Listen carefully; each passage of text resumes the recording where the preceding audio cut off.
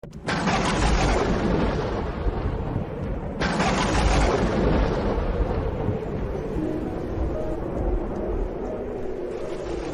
ce temps-là, Jésus disait à ses disciples, « Je vous le dis, si votre justice ne surpasse pas celle des scribes et des pharisiens, vous n'entrerez pas dans le royaume des cieux. Vous avez appris qu'il a été dit aux anciens, « Tu ne commettras pas de meurtre. » Et si quelqu'un commet un meurtre, il devra passer en jugement. Eh bien moi je vous dis, tout homme qui se met en colère contre son frère devra passer en jugement. Si quelqu'un insulte son frère, il devra passer devant le tribunal. Si quelqu'un le traite de fou, il sera passible de géhenne de feu. Donc, lorsque tu vas présenter ton offrande à l'autel, si là tu te souviens que ton frère a quelque chose contre toi, laisse ton offrande là devant l'autel. Va d'abord te réconcilier avec ton frère, et ensuite viens présenter ton offrande. Mets-toi vite d'accord avec ton adversaire pendant que tu es en chemin avec lui, pour éviter que ton adversaire ne te livre au juge, le juge au garde, et qu'on ne te jette en prison. Amen, je te le dis, tu n'en sortiras pas avant d'avoir payé jusqu'au dernier sou. Acclamons la parole de Dieu.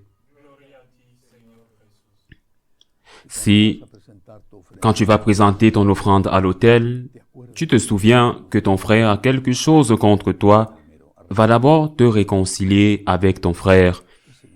Qu'est-ce que cela signifie? Cela me paraît évident, mais il faut quand même l'expliquer un peu. Qu'est-ce que cela veut dire? Si tu as fait du tort à quelqu'un, il y a des torts très graves, il y a des torts moins graves. Évidemment, il y a le péché mortel. Il y a le péché véniel. Si vous avez fait du mal à quelqu'un, un mal grave, Dieu n'est pas content de vous. Vous êtes en état de péché mortel. Ce mal grave que vous avez fait à votre frère a été fait à Dieu lui-même. L'offense faite à votre frère a été une offense faite à Dieu. Comment pouvez-vous communier en état de péché mortel? Ils disent que vous pouvez recevoir la communion en état de péché mortel. Certains le disent ou beaucoup le disent. Bien sûr, ils disent que c'est parce que ce qui était un péché mortel n'est plus un péché mortel. Par exemple, la cohabitation. La cohabitation avec des relations sexuelles incluses, en dehors du mariage. Ils disent que ce n'est pas un péché mortel. Et comment osent-ils corriger Jésus-Christ? Comment osent-ils être plus intelligents que Jésus-Christ, plus sages que Jésus-Christ, plus pieux que Jésus-Christ? Comment osent-ils désavouer le Christ, qui a dit « Quiconque répudie sa femme et en épouse une autre commet un adultère à l'égard de la première ».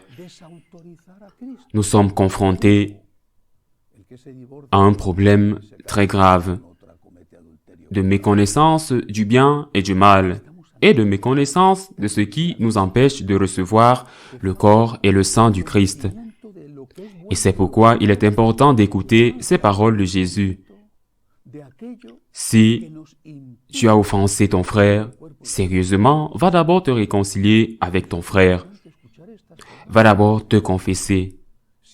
Va demander pardon à Dieu. Va te confesser devant le prêtre. Puis, dans la mesure où c'est prudent, va aussi demander pardon à ton frère. Rétablis les choses avec ton frère. Si tu as volé, par exemple, tu dois restituer d'une manière ou d'une autre. Nous ne pouvons pas faire une religion qui nous convienne. Nous ne pouvons pas faire une morale qui nous convienne. Nous ne pouvons pas supprimer le concept du bien et du mal en fonction de nos propres intérêts. C'est le premier péché, le péché d'Adam et Ève, le péché originel. Et si Adam et Ève ont mangé le fruit de l'arbre de la connaissance du bien et du mal, ils ont symboliquement mangé la pomme défendue. Aujourd'hui, nous avons mangé tous les fruits de l'arbre et nous n'y avons pas laissé une seule pomme.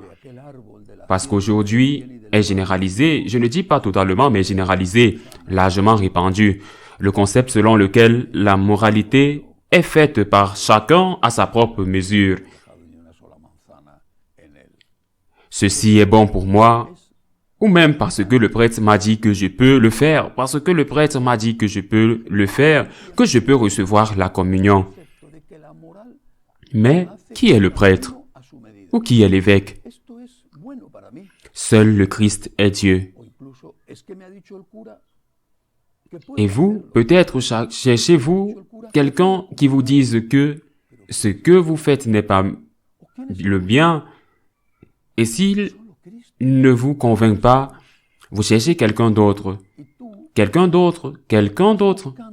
ainsi de suite, jusqu'à ce que vous trouviez quelqu'un de permissif et de tolérant, qui vous trompe et vous dit « c'est bon ».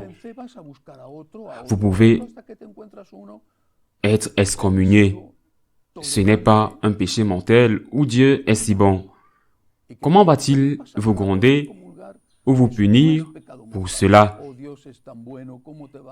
Ils disent non, que Dieu est bon, mais que Dieu est fou en même temps. Ils se placent au-dessus de Dieu et corrigent Dieu. Et ils rendent inutiles ces paroles de Jésus. As-tu offensé ton frère? Demande d'abord pardon. Demande pardon dans le confessionnal. Demande pardon à ton frère. Ensuite, si tu es très bien accueilli, mais très bien accueilli à la communion, à l'église, tout le monde est bien accueilli. À la communion, quand tu seras dans la grâce de Dieu, quand tu auras cessé d'offenser ton frère et que tu lui auras demandé pardon pour cela. Ainsi soit-il.